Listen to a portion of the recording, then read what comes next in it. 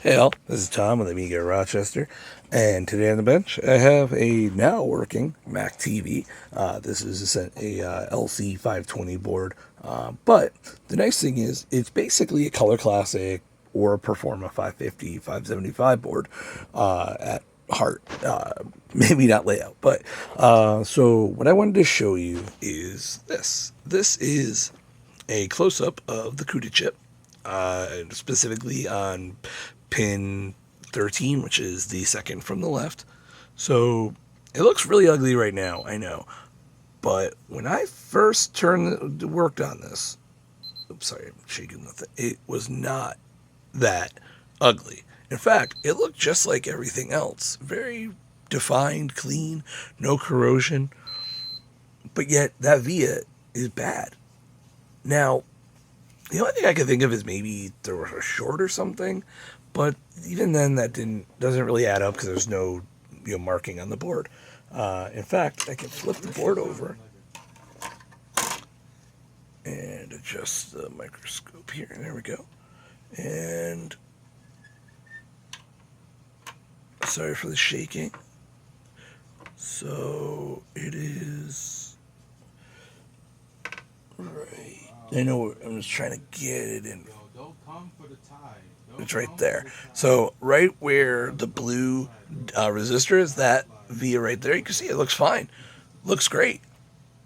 Everything else around it looks great. But nope, it's bad. And so how did I figure this out? That's what I really wanted to make this video for. I wanted to be able to help people, be able to figure this out, hopefully on their board if they ran into this. 'Cause I didn't see any real documentation on how this power circuit works. So I wanted to quickly kind of go over that. So I don't know specifically which pin here it is, but there is what I call a shadow voltage that is only for the CUDA chip. And when you press the power button, it actually shorts pin 2 into ground on the ADB, which is tied directly to the CUDA chip. So from there, the CUDA chip then tells the power supply to turn on. So there's actually a way to actually test that, to kind of figure out where is your fault. So what you can do is put 5 volts here. You want at least an amp, or you want at least an amp and a half to go to be safe, and then to ground. Connect your keyboard and then apply power.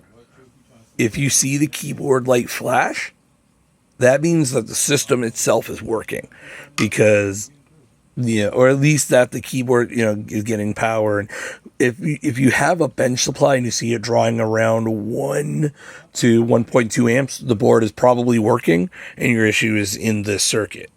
So I would take a look at pin 13. I'd also take a look at, I believe, pin 14. I would look at the Color Classic schematic and start looking there. That's going to be your culprit.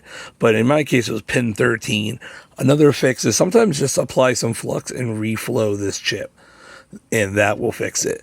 But yeah, that's it. This board is working. Tested it in my system, and I'm happy. I was able to also fix the owner's other board.